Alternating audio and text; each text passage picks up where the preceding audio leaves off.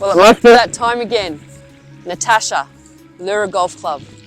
Today we're going to work on chipping, the famous part of the game, the more interesting part of the game. I'd like to ask you the question, how many shots are wasted around the greens?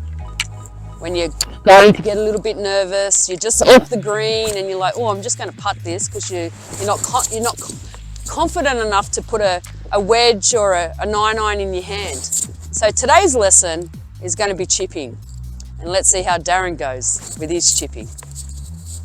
So the big thing I want you guys to pay attention to is how narrow Darren's stance is. The position of the ball and the way his hand's set up to hit the shot. So Darren's got his feet closer together because what we're trying to do here is restrict movement. So having the feet together, creates less movement in the lower body. His ball position at the back of the stance allows the club to feel like it's coming down into the swing. So in his setup, you can see his hands are a little bit forward to where the ball is, and that's because what he's doing is slightly de-lofting the club face and allowing that club head to feel like it hits more down on the golf ball. So Darren, what are you trying to feel in this type of shot?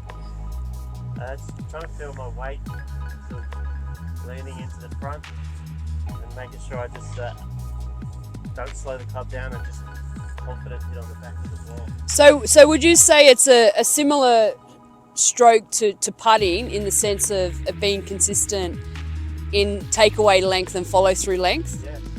Yeah. Again, guys, if you're going to be inconsistent in your length of your stroke and your follow through, and you get quite long in takeaway and then stop as you're making contact to the ball, there's a good chance the ball's just going to go 3 feet in front of you.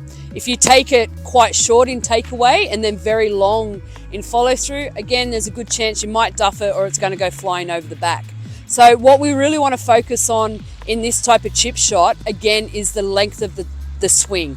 In takeaway and follow through, you're going to notice with Darren here, he's going to be consistent. So all he's trying to do is gauge feel and control of that club to where it needs to go. Got away with that one. So again, you can see he's quite over it a little bit.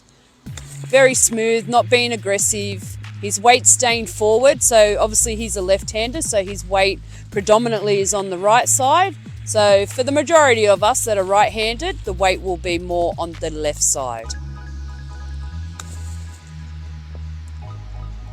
So I know you guys can't see the shots, but let me tell you, they are suffocating the hole, which is a good thing. So again, Darren's got a really lovely tempo in takeaway and follow through. He's not trying to rush through it. He's really holding his frame. Oh, obviously he nearly got that one in. What was that about? Get a bit excited.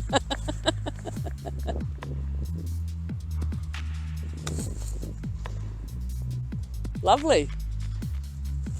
Well done.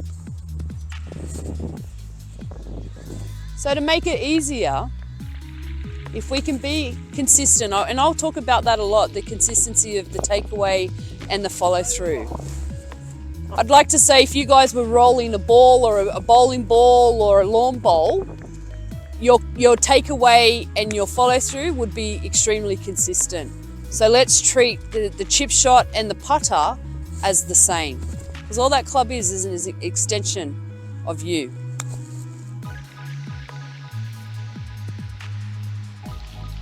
So I'm just going to turn the camera to Darren's shots there, and hopefully you guys can see that he's got a little bit of talent. Well done. In this shot, we're coming from a behind position, so we can see how Darren is a lot more connected to the ball. He's not too far away from it, as if when you're hitting irons, you're that little bit further away. So you will see he's a lot more on top of the ball. Again, that makes it a lot easier for you to control your takeaway and not have as much movement through the ball. So Darren, when you're about to hit a chip shot like this, are you thinking about where you want the ball to land, or are you thinking about where the hole is? Where I want it to land. Yeah. And what's the importance of that? Well, whether I want to fly it up to the hole or whether I want to land it short and roll it up. And would you say that that would change your length of swing if you were looking at hitting it 10 meters before the hole to you hitting it at the hole? The length of that swing would change? Yeah. Great. Longer, yeah. Okay, so what Darren's going to do, he's going to hit 3 balls where he's trying to get it as close as he can to the target that he's picked out. And then the next 2, he's actually going to hit it to the hole. And what I want you guys to see is how that length of swing will change. And then it's a lot harder to control the distance and where that ball lands.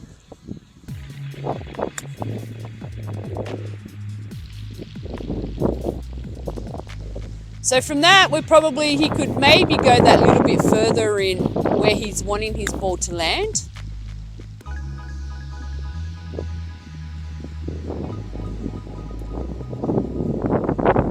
So this one he's going to throw right at the hole. So you could see that one, he threw that a lot further down the green, and it just rolled on a little bit too much. And again, he's thrown that one about a foot away from the hole and no chance of stopping that one. So let's just check back in on chipping. So as we noticed with Darren and his chipping, his feet were a lot closer together. We don't want to take a wider stance because that allows the body to move around too much. The big thing we're trying to focus on is a little movement in the lower half of the body. For the right-handers, the weight has a slight shift to the left where we kind of want to feel like we can hold that position, because then again it's just the arms and the hands that are taking the club back and forth. As I touched on with putting, the length of the stroke is extremely important. We don't want to go too far up in the takeaway and then stop. Too hard to be able to judge a control distance. We don't want to go too short in the takeaway and then feel like we're going to scoop it. There's a good chance you might hit it twice. So let's really focus on keeping the feet together, ball position at the back of the stance, which helps to allow that club head to feel like it's hitting on the downswing. So let's work on that. Again, let's try to get up and down as many times as we can. I understand it's not always that easy, but if we can aim for doing that, hopefully you'll notice the change in your game, and instead of shooting 90, you might shoot 85. Thanks, guys.